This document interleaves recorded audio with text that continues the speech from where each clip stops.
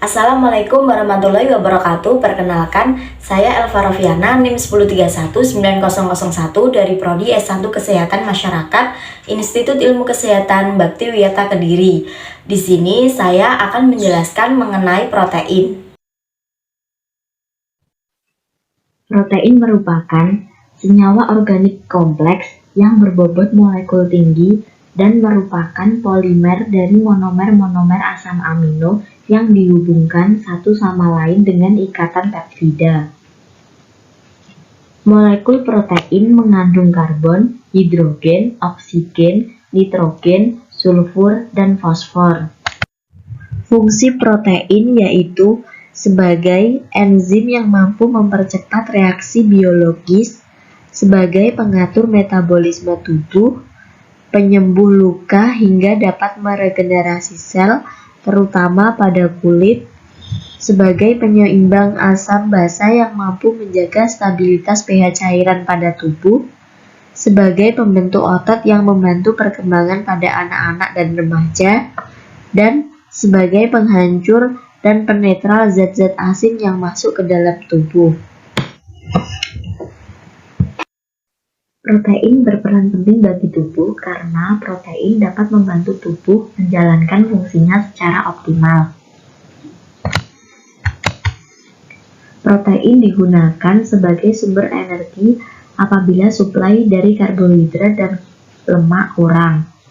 Karbohidrat dan lemak merupakan protein separing. Protein digunakan untuk membentuk antibodi yang bertanggung jawab untuk melawan infeksi dan benda asing yang masuk dalam tubuh. Protein di dalam darah juga dapat berperan sebagai pengangkut zat gizi lainnya. Dan protein dalam darah dapat menghasilkan tekanan onkotik, yaitu tekanan untuk mempertahankan agar cairan tubuh tetap berada pada kompartemennya.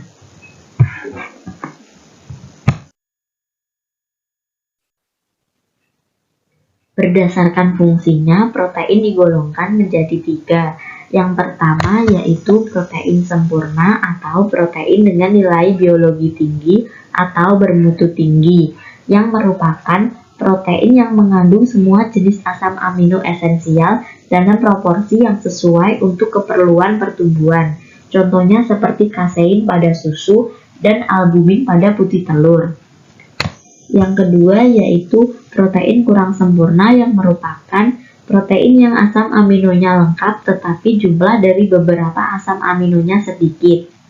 Protein kurang sempurna tidak mampu mencukupi pertumbuhan, tetapi protein kurang sempurna dapat mempertahankan jaringan yang telah ada. Contohnya seperti protein pada albumin yang terdapat pada kacang-kacangan dan gliadin pada gandum. Dan yang ketiga yaitu protein tidak sempurna, yang merupakan protein yang kurang atau tidak memiliki asam amino esensial. Protein tidak sempurna tidak mampu mencukupi pertumbuhan dan mempertahankan yang telah ada sebelumnya. Contohnya seperti zein atau prolamin yang terdapat pada jagung. Berdasarkan komponennya, protein juga digolongkan menjadi 3. Yang pertama yaitu protein sempurna, yang merupakan protein yang di dalamnya mengandung suatu asam amino yang lengkap. Protein sempurna pada umumnya terdapat pada protein hewan. Yang kedua yaitu protein kurang sempurna, yang merupakan protein yang asam aminonya lengkap tetapi jumlah dari beberapa asam aminonya sedikit. Protein kurang sempurna tidak mampu untuk mencukupi pertumbuhan, namun protein kurang sempurna dapat mempertahankan jaringan yang telah ada sebelumnya. Dan yang ketiga protein tidak sempurna, yang merupakan protein yang kurang atau tidak mempunyai asam amino esensial. Protein tidak sempurna tidak mampu untuk mencukupi pertumbuhan dan juga mempertahankan jaringan yang telah ada sebelumnya. Berdasarkan strukturnya, protein digolongkan menjadi 4 tingkat struktur. Yang pertama yaitu struktur primer, struktur sekunder, struktur tersier, dan struktur kuartener. Struktur protein yang tersusun dari rantai asam amino akan memiliki berbagai macam struktur yang khas pada masing-masing protein. Karena protein disusun oleh asam amino yang berbeda secara kimiawinya. Maka dari itu, suatu protein akan terangkai melalui ikatan peptida dan dihubungkan oleh ikatan sulfida. Kemudian protein akan mengalami pelipatan-pelipatan dan membentuk struktur yang bermacam-macam. Struktur primer yaitu struktur yang sederhana dengan urutan-urutan asam amino yang tersusun secara linier dan mirip seperti tatanan huruf dalam sebuah kata, serta tidak terjadi percabangan rantai. Struktur sekunder protein adalah struktur 3 dimensi lokal dari berbagai rangkaian asam amino pada protein yang distabilkan oleh ikatan hidrogen. Struktur sekunder protein bersifat reguler dan pola lipatan berulang dari rangka protein. Dua pola terbanyak yaitu alpha helix dan beta sheet. Struktur sekunder merupakan kombinasi antara struktur primer yang linier yang distabilkan oleh ikatan hidrogen antara gugus karbon monoksida dan natrium hidroksida di sepanjang tulang belakang polipeptida. Struktur sekunder memiliki segmen-segmen dalam polipeptida yang terlilit atau terlipat secara berulang. Struktur tersier protein adalah lipatan secara keseluruhan dari rantai polipeptida sehingga membentuk struktur 3 dimensi.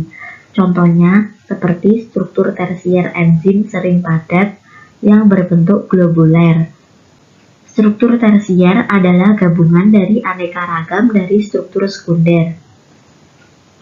Struktur tersier biasanya berupa gumpalan dan memiliki beberapa molekul protein yang dapat berinteraksi secara fisik tanpa ikatan kovalen yang membentuk oligomer stabil seperti dimer, trimer, atau kuartomer dan membentuk struktur kuartener.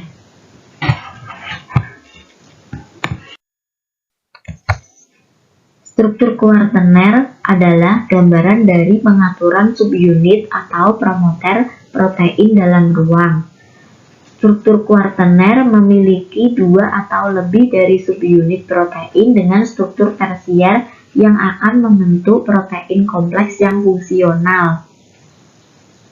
Ikatan yang berperan dalam struktur ini adalah ikatan non-kovalen, yaitu interaksi elektrostatis, hidrogen, dan hidrofobik. Protein dengan struktur kuartener sering disebut juga dengan protein multimerik. Protein yang tersusun dari 2 subunit disebut dengan protein dimerik, dan yang tersusun dari 4 subunit disebut dengan protein tetramerik. Protein digolongkan menjadi 2. Yang pertama yaitu protein fibrous atau bisa disebut dengan serat, yang merupakan protein yang terdapat pada hewan dan tidak dapat larut dalam air. Contohnya seperti keratin, kolagen, dan sutra. Yang kedua yaitu protein globular yang memiliki bentuk seperti bola. Protein globular kebalikan dari protein fibrous, yaitu protein yang bisa larut dalam air. Contohnya seperti enzim, hormon, hemoglobin, mioglobin, ovalbumin pada putih telur. Protein memiliki 6 jenis. Yang pertama yaitu protein hormon yang merupakan salah satu jenis protein yang berfungsi sebagai bahan kimia dasar pembentuk hormon. Hormon yang bertindak sebagai pembawa pesan kimia yang diantarkan melalui aliran darah. Yang kedua yaitu protein enzim, yang merupakan jenis protein lain yang terdapat di dalam tubuh yang bertugas sebagai pembentuk enzim. Enzim berfungsi untuk mendukung terjadinya reaksi kimia di dalam tubuh. Yang ketiga yaitu protein struktural, yang merupakan jenis protein paling besar di dalam tubuh. Protein struktural berfungsi sebagai komponen yang penting untuk membangun konstruksi tubuh dari tingkat sel. Yang keempat yaitu protein antibodi, yang merupakan protein yang berfungsi untuk melindungi tubuh dari adanya zat asing atau organisme asing yang memasuki tubuh. Dengan terpenuhinya kebutuhan protein, maka pembentukan antibodi juga akan semakin optimal dan bersifat semakin protektif terhadap suatu penyakit. Yang kelima yaitu protein transport. Protein di dalam tubuh juga berfungsi sebagai pengantar molekul dan zat-zat gizi di dalam tubuh. Contohnya seperti hemoglobin. Hemoglobin merupakan protein pembentuk sel darah merah. Dan yang keenam, protein penggerak, yaitu protein yang mengatur kekuatan dan kecepatan jantung bergerak, serta otot saat berkontraksi. Saat tubuh bergerak akan terjadi kontraksi otot, dan pada kontraksi inilah peran protein penggerak dibutuhkan. Sifat dari protein yaitu sukar larut dalam air karena ukuran molekulnya yang sangat besar. Dapat mengalami koagulasi oleh pemanasan dan penambahan asam atau basa. Bersifat amfoter karena pembentuk ion Schwitter. Pada titik isoelektriknya, protein mengalami koagulasi sehingga dapat dipisahkan dari pelarutnya dan dapat mengalami kerusakan atau terdenaturasi akibat pemanasan. Pada denaturasi, protein mengalami kerusakan mulai dari struktur tersier sampai struktur primernya. Protein konjugasi merupakan senyawa protein yang mengikat atau terikat dengan molekul lain yang bukan protein.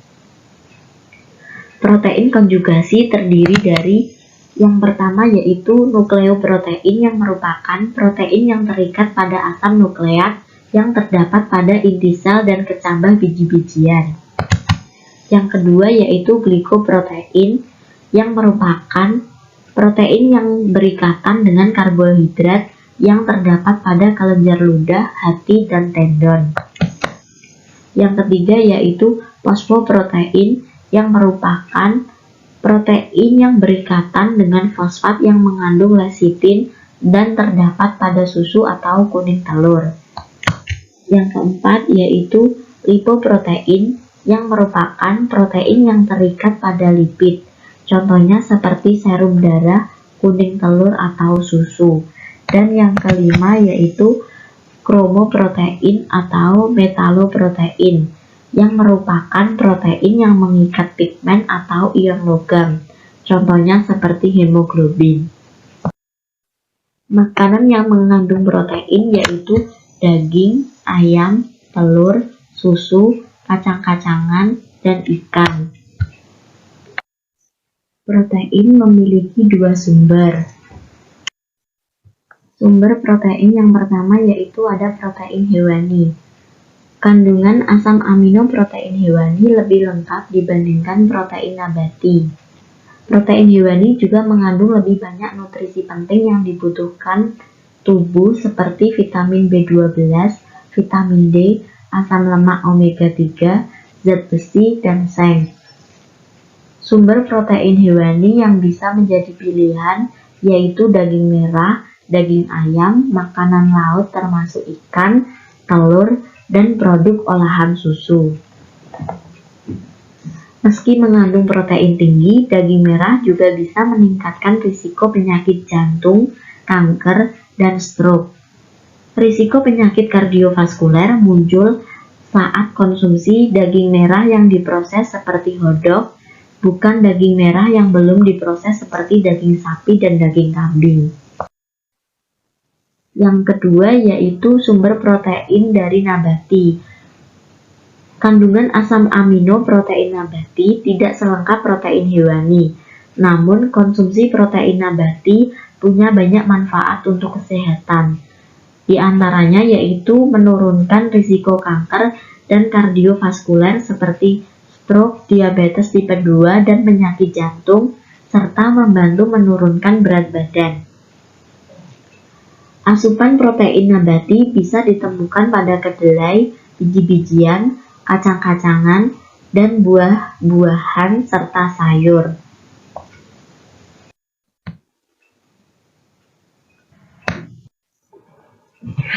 Kandungan protein pada tempe 85 gram yaitu 15 gram protein. Pada kacang hijau 200 gram yaitu 15 gram protein. Pada alpukat 140 gram yaitu 3 gram protein. Dan pada jagung 100 gram yaitu 9,5 gram protein. Kandungan protein pada satu telur ayam yaitu 6 gram protein, dan pada dada ayam yaitu 30/100 gram protein. Makanan yang tinggi protein yaitu tempe, telur, dada ayam, dan daging sapi. Pada setiap 100 gram tempe terdapat 19 gram protein. Setiap 100 gram telur terdapat 13 gram protein. Setiap 100 gram dada ayam terdapat 31 gram protein. Dan setiap 100 gram daging sapi terdapat 26 gram protein. Manfaat dari protein hewani yaitu dapat mengontrol berat badan, meminimalisir risiko penyakit jantung, memperbaiki suasana hati dan kualitas tidur, meningkatkan performa tubuh, dan mencegah penurunan massa otot. Sedangkan manfaat dari protein nabati yaitu dapat mudah diserap oleh tubuh, membuat kita kenyang lebih lama, membantu menjaga kesehatan usus, dapat membantu melawan penyakit, dan dapat membantu menurunkan berat badan. Kebutuhan protein yang baik untuk tubuh menurut Peraturan Menteri Kesehatan Republik Indonesia Nomor 75 pada tahun 2013. Untuk laki-laki pada bayi kurang dari 6 bulan yaitu 12 gram, balita 18-35 gram, usia 5-11 tahun 49-56 gram, 12-25 tahun 62-72 gram, 26-45 tahun 62-65 gram, 41-65 tahun 65 gram, dan lebih dari 65 tahun yaitu 62 gram. Sedangkan untuk perempuan pada bayi kurang dari 6 bulan yaitu 12 gram, balita 18-35 gram, 5-11 tahun 49-60 gram, 12-25 tahun 56-69 gram, 26-45 tahun 55 gram, 41-65 tahun 56 gram, dan lebih dari 65 tahun yaitu 56 gram, serta masa kehamilan dan ibu menyusui yaitu 20 gram. Dampak dari kekurangan protein yaitu dapat terjadi kerontokan pada rambut, gangguan fungsi otak, imunitas tubuh menurun, proses penyembuhan luka menjadi lambat, pertumbuhan dan perkembangan anak terhambat. Sedangkan dampak dari kelebihan protein yaitu dapat menimbulkan penumpukan keton dan bau mulut, meningkatkan berat badan, kerusakan pada ginjal, meningkatkan resiko penyakit kardiovaskuler, serta kehilangan kalsium. Tanda-tanda dari kekurangan protein yang pertama yaitu kekurangan energi, kerap demam, terus-menerus ingin makanan manis, kulit kering, dan tidak nafsu makan. Penanganan untuk malnutrisi protein yaitu dengan memberikan cairan dan elektrolit untuk mencegah dehidrasi, memberikan asupan makanan untuk mencegah turunnya gula darah, mengatasi gangguan elektrolit, mencegah anak kedinginan, memberikan antibiotik, memberikan vitamin A, memberikan multivitamin dan mineral, memberikan makanan untuk mengejar pertumbuhan, merangsang perkembangan anak, dan rencana tindak lanjut untuk mencegah gizi buruk timbul lagi. Pencernaan protein yaitu proses protein yang masuk ke dalam tubuh diawali dengan mengunyah makanan yang menjadi sumber protein, karena mengunyah adalah proses awal yang sangat penting dalam penyerapan nutrisi bagi tubuh. Kemudian pada lambung, protein diubah menjadi peptida dengan bantuan enzim pepsin dan HCl. Dan pada usus halus, peptida diubah menjadi asam amino dengan bantuan pankreatik protease peptidase dan alkali. Protein dapat terdenaturasi karena pH lambung yang rendah. Tetapi pepsin tidak terdenaturasi dan bekerja sebagai endopeptidase. Pepsin berfungsi sebagai pemutus ikatan peptida di tempat gugus karboksil dibentuk oleh asam amino aromatik. Hasil dari aktivitas pepsin yaitu peptida yang lebih kecil dan asam amino bebas. Proses di lambung hanya terjadi sebentar dan setelah terbentuk campuran polipeptida, protease, dan pepton berlanjut pada usus halus.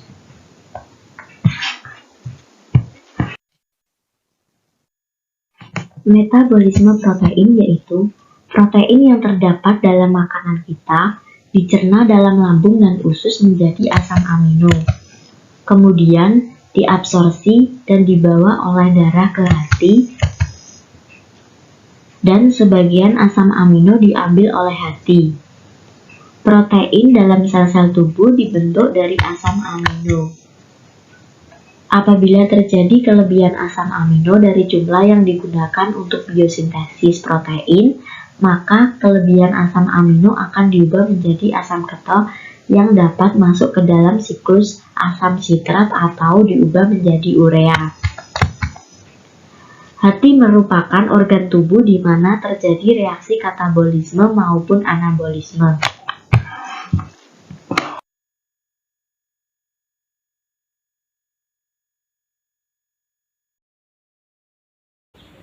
Sekian dari saya, kurang lebihnya mohon maaf. Wassalamualaikum warahmatullahi wabarakatuh.